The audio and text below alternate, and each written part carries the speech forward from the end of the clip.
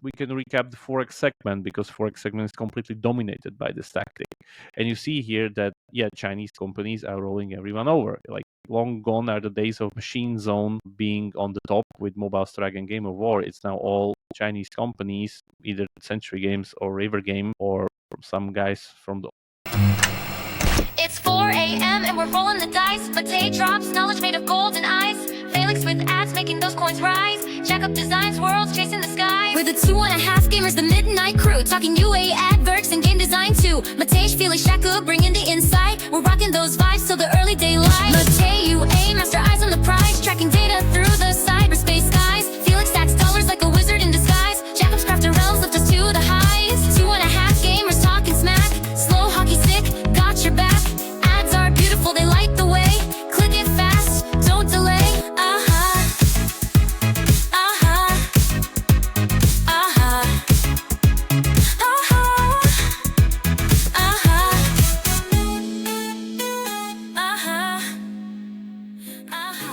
Hello. This is 2.5 Gamers special episode. As usually, when we do these solo ones from time to time, but some of the things are not really worth like going through whole podcast. So again, we do this solo wise. So hope this will be useful, because it's my turn this time. I'm gonna talk product stuff, and what I really want to talk today about is trends that we see in the, let's say, the overall big picture of a product strategy, like the portfolio trends in the market. No worries, there won't be many, there will be just two. And if you understand these two, I'm guessing you understand pretty much the whole market. So let's really get to it. So, what are we talking about? The only product trend you need to know in 2025, and that is UA product funnel. Yeah, surprise, or I would say no surprise, as those listening to our podcast know that this is something we've been talking pretty much for the last 3 years. But now it's getting, and I'll show you specific examples why it's getting so intrusive and why it's expanding so fast into different channels and why it works so well.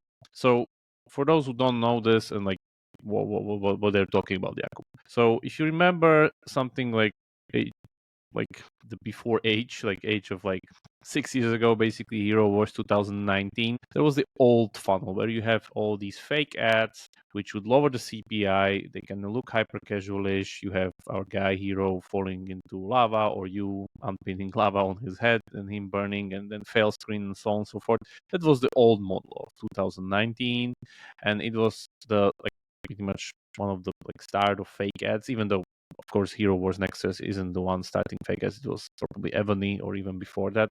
And it would lead you to a real game, of course, which would differ much. Again, the creative was completely fake, like nothing like it was into the game. Later, it got ducted as playable and so on. But like that's the old funnel. In these days, now in 2025, we have giant sophistication, and that sophistication means that we have a fake ad, then we have a fake game that this fake ad leads us to, which kind of equalizes itself, meaning there's nothing fake anymore because we go from fake ad to the fake game, so nothing's fake. But then in behind the scenes comes the real game, the one that actually makes money. So that's the state of the current market, like pretty much the sophistication of this model and how it's scaling games all over the place. Because again, why this whole thing is happening, fake ad is lowering the CPI because it looks hyper casualish, very approachable, easy to get into, gates mechanics or very similar random mechanics or whatever, something that's very, very approachable. Then the same kind of iterated gameplay is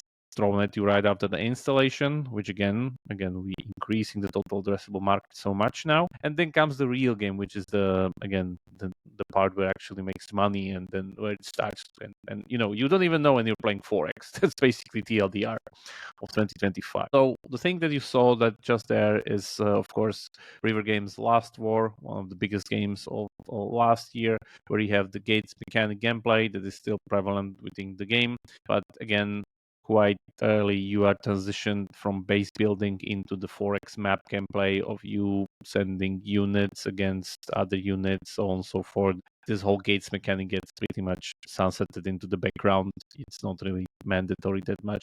It's still into the game because again, this is not just duct tape, but it's there and you play it from time to time, and it keeps it real, so they're not spammed with like, this is fake, where is my gates mechanic gameplay. They prevent pretty much this, like mitigate the problem with like fake reviews on the game. But then of course this is not making money. What's making money is the real Forex game. And this trick or this setup has been pulled multiple times by River Game, because we had top heroes again doing exactly the same thing. Instead of gates, we have action RPG gameplay based on Rumble heroes, and then the same as base building and Forex maps gameplay.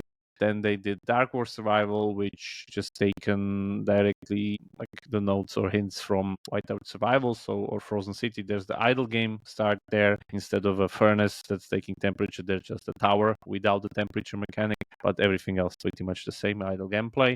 And then of course we have some auto battler and the Forex and the base building. And then we have the latest one from their pretty much portfolio, which is Last Z, which again kind of exact same thing as Last War, but they added AI waifus into the mix, and of course they built even AI OnlyFans into it. If you want to watch again a specific episode on each of these games, we have them on the podcast, so feel free to do so, where we talk in great detail about them. But yeah, who would have thought Last Z is currently doing the best out of the new ones, but still you see how giant is the growth of this kind of tactic and this whole setup that River Game portfolio is currently experiencing.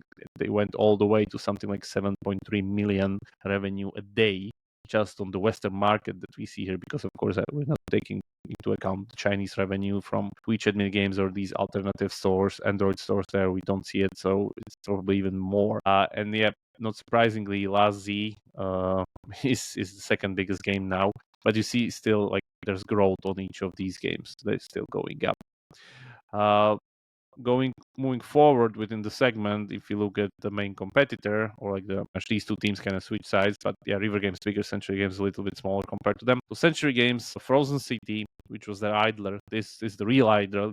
This wasn't the Forex, but that idler was pretty much tacked on their Forex game, which created Whiteout Survival, which is again one of the biggest games last year, which has its same kind of idle core, which leads you to a Forex core, basically the one that makes money, because idle seems to establish itself as one of the best onboarding mechanisms for these things to again take everyone smoothly in, and then pretty much, oh hello, here's the Forex part. Again, this is taken from Frostpunk.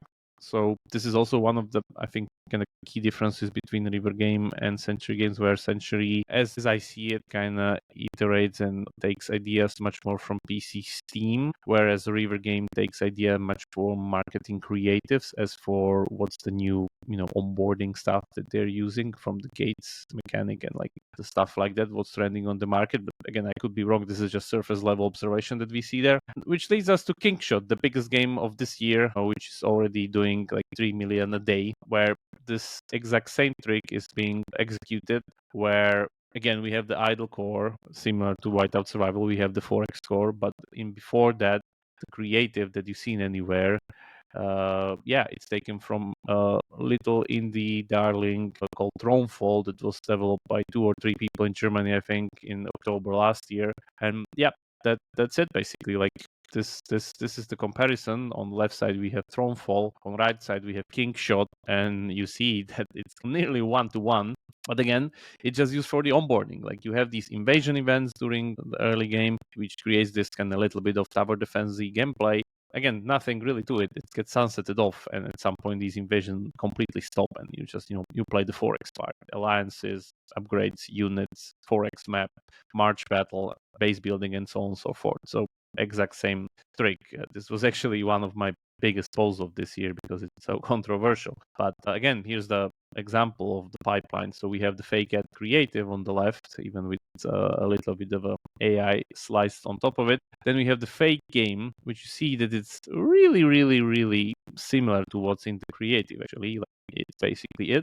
But of course, it leads to a Forex game, which is the real game. And this is how it works. Like, this is how you scale games really, really big in 2025. Yeah, as I said, line goes up. This is September 30th. It's October 7th. So it's even further. One addition to the mix, which again, I just don't want to talk about successes. There are also unsuccessful kind of mix, here, which is High Seas Hero, which has to yet find its footing in the market. But what's interesting about this, they actually went even further with this whole thing, where instead of just an onboarding game like they did with Dronefall on Kingshot, they actually went 3 cores here, like 3 fully-fledged core gameplays, where the game starts with Legend of Mushroom, which is the image number one on the left, which is basically Legend of Mushroom. Then it goes into Frozen City style idle game, even though it looks like Fallout Shelter, it's not. It's just a visual of like this kind of ant farm. But in the end, it's basically Frozen City. It's the temperature, the idle part of it, everything. And then goes to the Forex. So we have actually 3 cores. But it seems this was a little bit either too much or something's not working for it, because the game is again struggling to get higher scale or bigger traction recently. So I guess Century is still iterating on it, and we'll see what happens with it further down the line. But yeah, as I said, very interesting case. Not everything's a success always, even if you're one of the biggest companies out there. Which again, we can recap the Forex segment, because Forex segment is completely dominated by this tactic. And you see here that, yeah, Chinese companies are rolling everyone over. Like, long gone are the days of Machine Zone being on the top with Mobile Strike and Game of War. It's now all Chinese companies, either Century Games or River Game or some guys from the old guard, which are barely able to kind of catch up. And there's one team, and kudos to our friends from Score Warrior, that did Total Battle, which is able to keep up and be in the top 10 in the Western charts. And yeah, this just proves this whole point, that this strategy is so potent and so strong that they were able to do this on their 7-year-old game, basically. Like, you see the line there as it scaled to its record revenue recently, which is like 600K a day. Of course, the Forex, but they have the gates mechanic. They have, again, base building Forex gameplay. They have few of their own tricks where they do this like simulated Forex in town. Again, we have a separate episode on this if you want to really go deep on this, how they do it and how they execute this. Kudos to the team. Like, again, just proves the point that this strategy just works very well if it's executed properly, which is the key, because not everybody can do that. Moving on, again, this is not exclusive to Forex. We see this all over the place. That's why I'm talking about this, because it's creeping everywhere. We see it constantly with puzzle. So Royal Match, for instance, here you have the same thing. We have the fake ad where, you save the king, gets killed in thousands of different ways. But then you have King Nightmares, which is every 10th level, there's this like optional level of you having either time-based limit or some kind of different flavor of gameplay where there's actually something happening similar to the creative and you need to save the king. And of course, just flavor between. Of course, the real game is the one that makes money and that drives the revenue and the whole engagement and everything. The same goes for Playrix. So with like this is an example for Gardenscapes,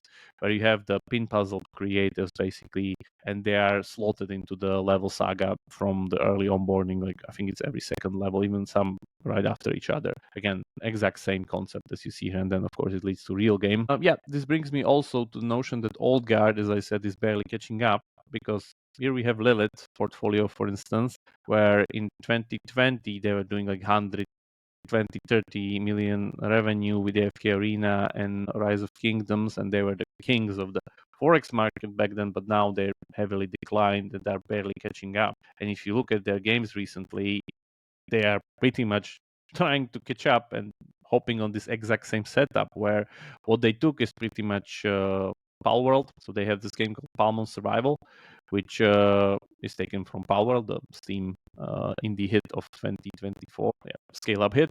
Again, it was first released, or let's say scaled somewhere like between January and February. Didn't really go well, but now it seems they finally found their footing and they're slowly scaling it up. And it's the exact same setup. You have the Pokemon style, Palworld style minigame where these guys fight against each other. It's even first person. Then you have this base, which again is reminiscent of Palworld's kind of farm factory, whatever, building stuff. It looks like Dreamdale actually. And then of course it leads to Forex, and that's it. Like, these guys are catching up. That was it, even though they were the innovators before in 2020. And same goes for FunPlus, because FunPlus again on its top during 2020, 2021 has declined heavily. And you can see it that, let's say, one of the recent releases, which is DC Dark Legion, where they even have the IP, the DC IP, not Marvel, but still pretty potent IP, but didn't really work well. It's just declining from its launch in March all the time. And if you look at the other hand, one of the other even more recent games, which is called Tile Survive, it's exactly basically a copy of Dark War Survival from River Game, where again, idle core, Forex map, base building, auto battler, and that's it. Zombies, of course, and that's it. And this game is already over the DC Dark Legion game. It's like 50k a day and scaling up, also like 100k downloads a day, because again, same exact setup. So yeah, they're just barely catching up, I would say, because Century and River Game is pretty much steamrolling the whole Forex genre and moving even into different genre basically with this concept. We already see it with like Tasty Travels, for instance, that Century Games is doing. The most recent trend where we see this regarding like, but Jacob, this just works in Forex puzzle and like not applicable to other genre. Of course it is. And I think this is the important part of this whole discussion that I'm having here, that it will proliferate to other genres. Because let's take, for instance, social casino. That's a very relevant genre. So social casino games throughout the years, you see, they had this very unique evolution of trying to kind of hide the slot machine into something different. We have the spin wheel, we have the, not the really, really social casino hardcore games. We have this like casual casino games here, starting with something like Pirate Kings. Then we go Coin Master, Board Kings, Twiggy Go, Dream Dice. Monopoly Go is basically taking Board Kings with an IP, like iteration there. It's very specific, and you see the layout and everything. It's kind of quite similar. But recently, again, a lot of games are going even further. For instance, we have Animals and Coins, which has this bear with these ladders or whatever, like a runner, because their creatives looks like it. So this is again the fake gameplay. Like they changed the slot machine to be this kind of fake slot machine setting. Same goes for Fish of Fortune, which is like fish style, but in so coin looter game. That's the subgenre. All the creatives are about fish. The last addition to this bunch is Angry Birds, surprisingly, which they, and this is a very, very good iteration in my opinion. I'm really looking forward how this game will fare into global launch, where you can actually even move a little bit the bird and have some kind of control, so it's not all automated. But yeah, they turned their flying birds on a slingshot mechanic into the, like, that's their slot machine basically. That's what they did here, and of course it's Coin Master meta. So again, this trend is moving there. But we go even further, and the trends move even further, which means it actually has the onboarding fake gameplay, because these games are just hiding it. They don't have extra idle core somewhere there. Like, this is it, as you see it. They all have Coin Master meta, but the slot machine is just hidden better. But here we have, like, we don't even try to hide the slot machine. This is Carnival Tycoon, where you literally start as a theme park with, this is the idle core, like idle-based theme park. Then suddenly here's your Coin Master spin machine, and then that's how it works. And here we can see it where literally like a hyper casual ad, and then it goes into exactly the thing that you see here. It is the idle theme park, and then hello Coin Master, this is where we actually make money. And it's scaling very, very well, already past 200k. And as you've seen in the chart, this is already the fourth biggest game by IP revenue in the coin looter genre, right after big three: Monopoly, Coin Master, and Dice Dreams. And this is not like a coincidence. We also have Top Tycoon by Solitaire Farm, which is exactly the same thing, literally the exact same concept: idle game theme park, slot machines, and the typical Coin Master meta. Here's an example: social revenge mechanics, which scaled even faster, because this scaled from July to already 100 a day basically in 3 months. And yeah, it just goes up. So yeah, that's the trend number one. And the trend number two, which complements this first trend, is templatization. And this is even more important, especially for big companies having multiple games in portfolios. So what this means is that, in my opinion, this is the most efficient way to create new games. Of course, it has a drawback, because template will keep you locked within a genre. But again, still, it's the most efficient way if you know how to pull it off. So the most famous company that's been using this strategy, of course, is Habby. If you see their metagame template, just been like getting better and better from the days of Archero, Survivor, IO, Kinjaran. You see it all over the place. It's pretty much their action or roguelite template that they're just using, and just changing cores. And again, the meta is pretty much the same. The mechanics, the gacha, everything's kind of the same. It's very, very efficient. Of course, it needs to work on the core, and not every game works on the core. From all those games that you see here, Bumble, Snaker, Survivor, IO, Kinjaran, and Archero, only Archero and Survivor IO actually scale. Kinjaran, Bumble, and Snaker didn't really scale that much. But again, because of the template, you have many more shots on goal because each consecutive game is faster than the previous one as you recycle all of these things. Again, a good example on the market where it actually works very well is Microfun, which completely took over Merge 2 genre, where you have Gossip Harbor, Seaside Escape, and multiple other games coming up now to take on pretty much everyone that's there and completely take all the market share. Here we have an example of, like, on the left side we have Gossip Harbor, then we have Seaside Escape, the two big hits there, and then we have Flambe Merchant Cook, which is one of their recent games, and even a new soft launch game called Icy Hearts. Ironically, because it's all based on Freezing Families creators, but you see it how it's done. The guy with the baseball cap on the left in Gossip Harbor is basically the exact same guy in the Icy Hearts on the right. Yeah, it's just very, very efficient if you are able to pull it off. Of course, they change stuff and like the metas and like some different things are there, but it's merged too pretty much all over the place as you see here.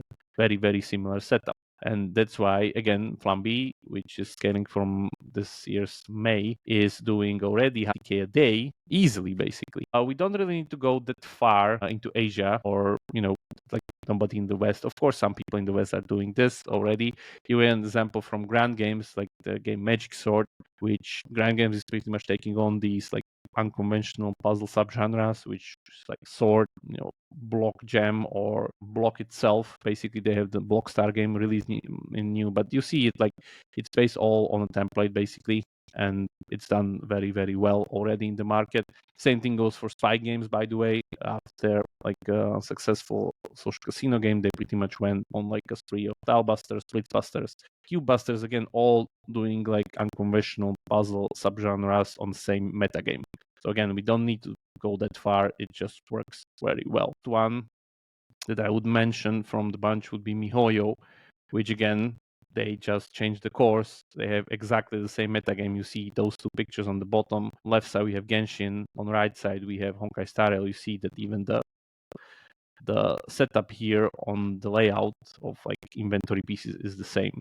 What they do is just like cleverly recycle the meta. But this is kind of a drawback because they have been completely saturated their category with their scale. So you see that even though they already are on the third game, the revenue is going down. We still don't see the PC revenue in China and, yada, yada, yada, all these other things. But mobile-wise, it doesn't seem that the fourth game would actually help them here. So as I said, it's a tricky thing with these templates. Last things, of course, is all the other games I showed you in the first part of the trend. I could talk about using templatization. River Game is using templatization even for their onboarding setup, their way. Century Games is using templatization for their idle core, for their Forex core. Like, in order to pull out these fast new games, like you just need to pull them very, very specifically and precisely within those templates. Like you see the UI layout, everything on between White House Survival and King Shot is nearly identical. The good thing about templates is that they upgrade if you know what you're doing. For instance, Habby, the latest template, Whittle Defender, or Archero 2, Capybara Go, it's like an upgrade. They took a lot of elements from